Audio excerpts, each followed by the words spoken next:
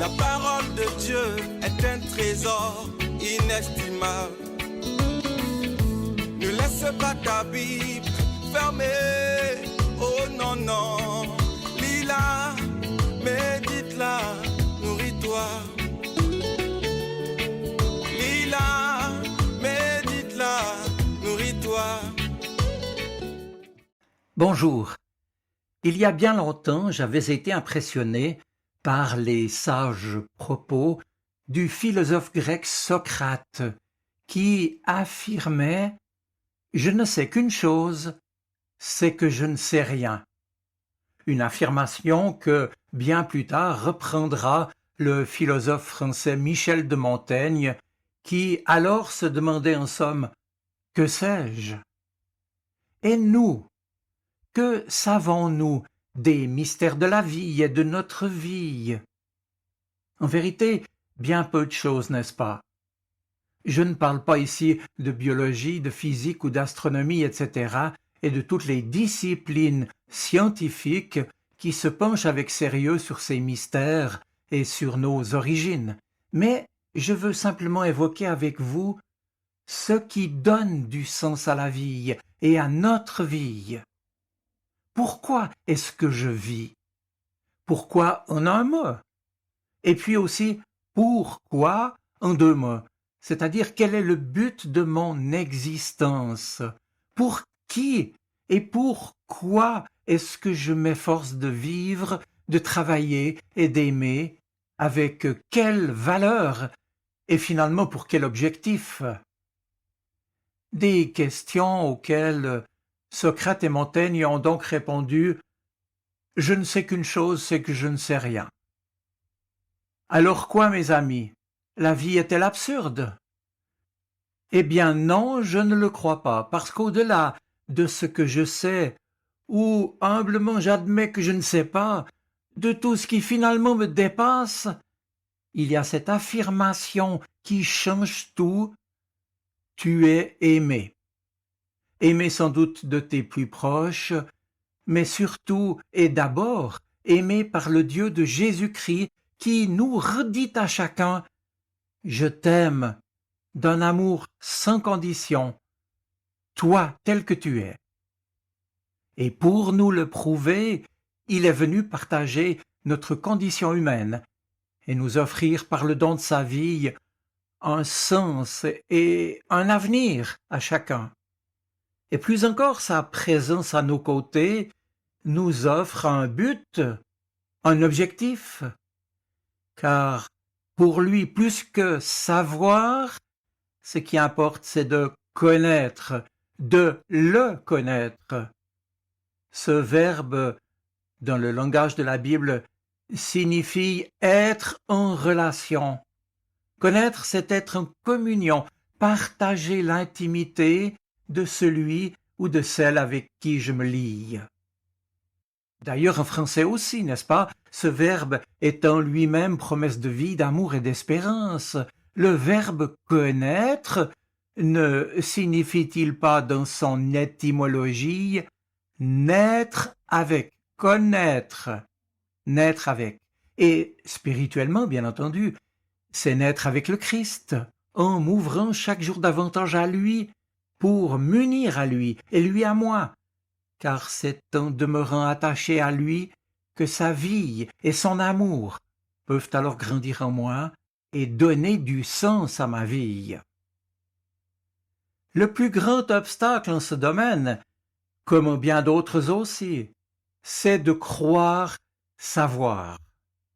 Ainsi, si je crois savoir que cette route me mènera où je souhaiterais me rendre, mais qu'en réalité elle n'y conduit pas du tout, ou pire m'en éloigne, alors s'y engager ne pourrait que me conduire à une destination sans issue.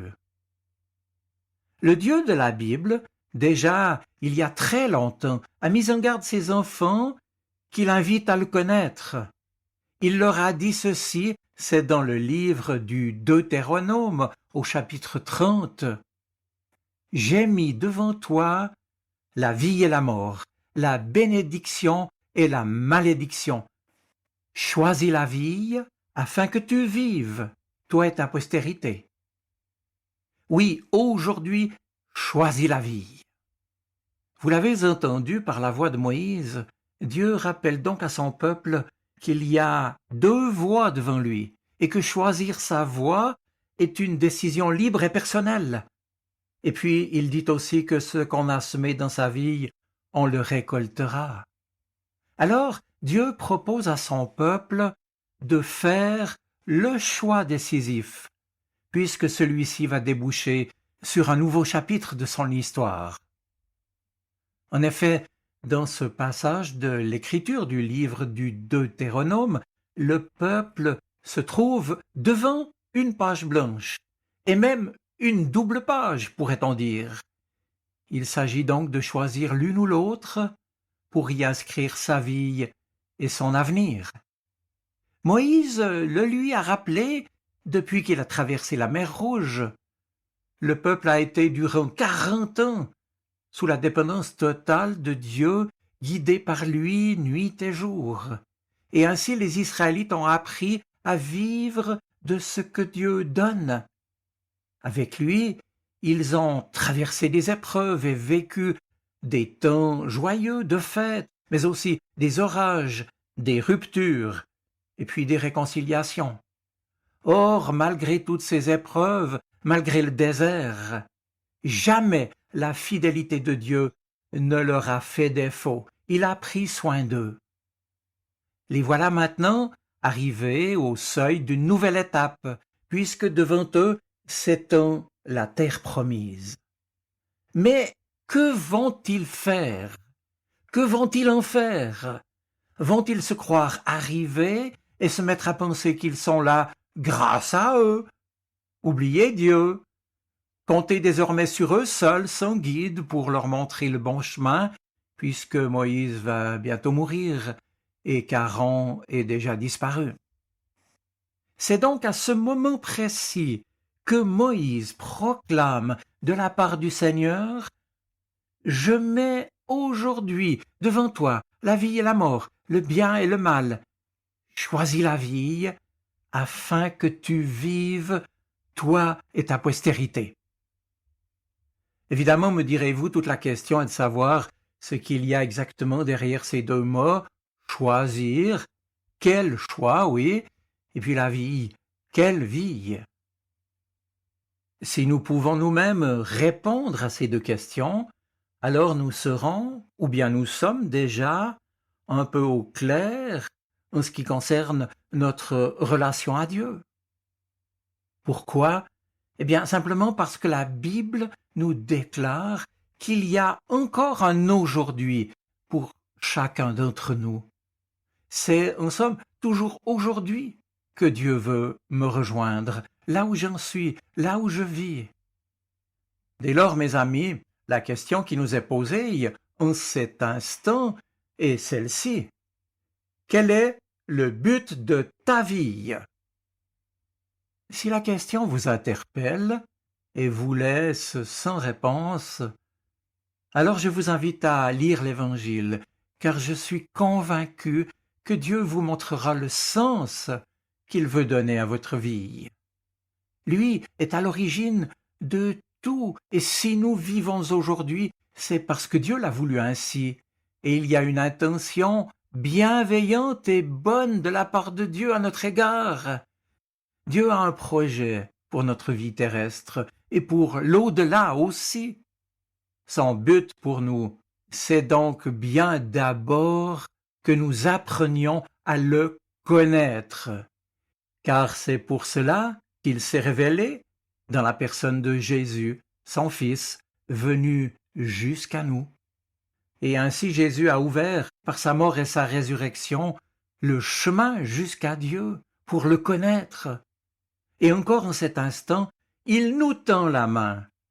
Saisissons-la pendant qu'il est encore temps. Le désir de Dieu envers nous, c'est d'avoir une relation d'amour avec chacun. En acceptant Jésus comme votre Sauveur et Seigneur, en l'acceptant tout simplement dans votre vie, vous pouvez, vous aussi, connaître un ami qui vous connaît parfaitement, un ami pour vous secourir, vous encourager, vous diriger chaque jour de votre vie. Aujourd'hui, je le dis en terminant, il nous est rappelé que nous avons parfois à faire des choix et à les assumer. Mais qu'est-ce qui nous tient à cœur? Que désirons-nous vraiment? La réponse appartient à chacun.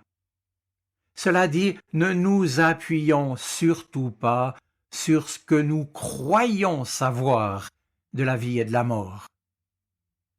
Ce que la Bible nous dit clairement et sur quoi nous appuyer, c'est que la vie humaine nous prépare à l'éternité, qui peut se dérouler de deux manières. Soit je m'avance avec inconscience sans savoir qui je suis ni où je vais. Soit je reconnais que je suis loin de Dieu, que j'ai besoin de son pardon, de son amour, et accueillant alors Jésus qui s'approche de moi, l'accueillant comme mon sauveur, lui faisant confiance, je puis marcher en nouveauté de vie avec lui qui m'aime et qui m'invite à toujours mieux le connaître. Mes amis, il nous appelle et nous interpelle sans se lasser, mais il ne force personne. Il nous invite à faire simplement le bon choix. Saisissons sa main avant qu'il ne soit trop tard. Je vous souhaite une bonne semaine. Soyez bénis. Amen. La parole de Dieu est un trésor inestimable. Ne laisse pas ta Bible fermée. Oh non, non. Lis-la, médite-la, nourris-toi.